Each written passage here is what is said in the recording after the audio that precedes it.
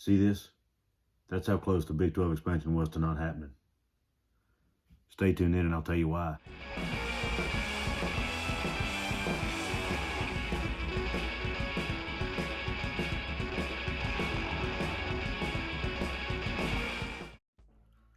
Hello everyone, welcome to another edition of Kuz's Corner, your go-to channel for sports with a heavy dose of West Virginia Mountaineers. Today I want to talk about an article I read that originated from the Fort Worth Star-Telegram. Before I do that, I wanted to ask that you please subscribe to my channel.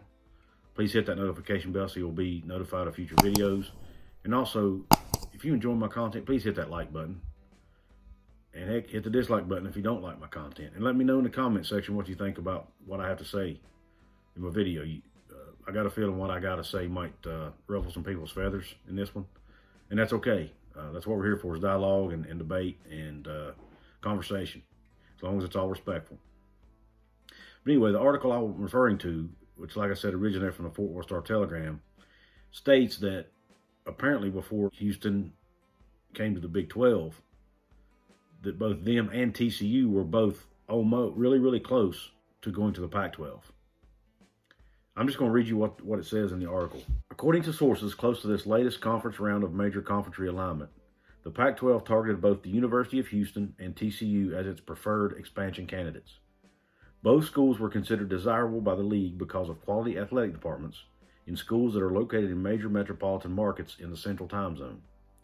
The conference was so far down the road on extending an invite to these two schools, there was some confusion as to why TCU was contemplating altering its long-standing tradition of having a pregame prayer before home football games.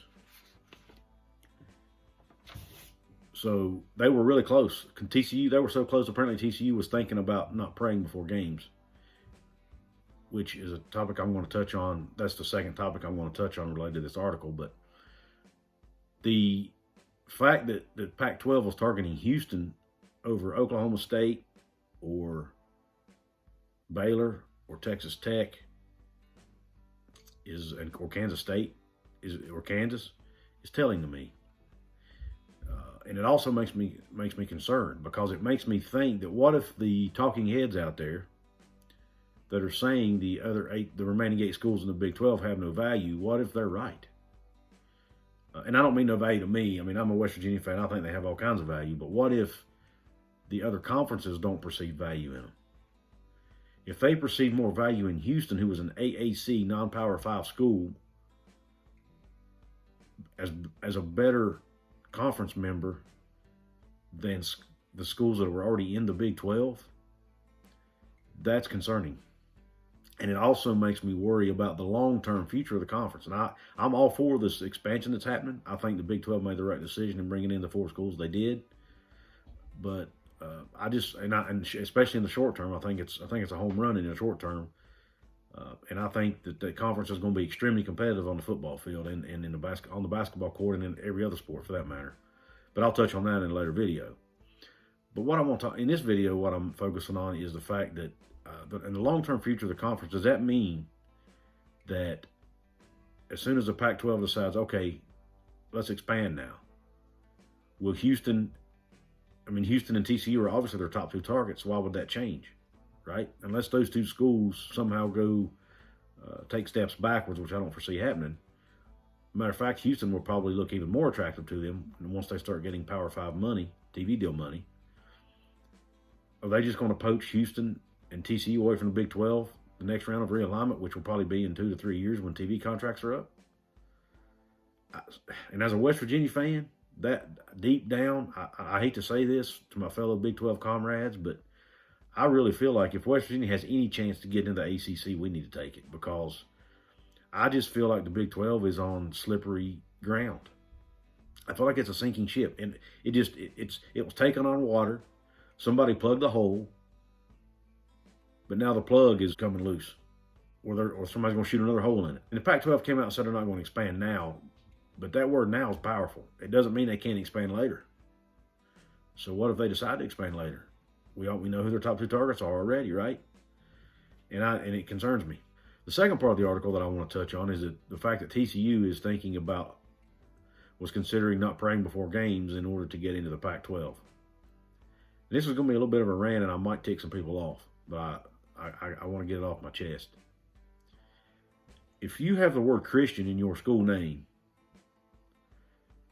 and you're not willing to pray before a game because you'd rather make more money in a bigger conference, isn't that one of the most non-Christian things you can do? But you need to get the Christian out of your name, TCU. If you do that, if you sell your soul for money, basically would be that's the way I would describe it.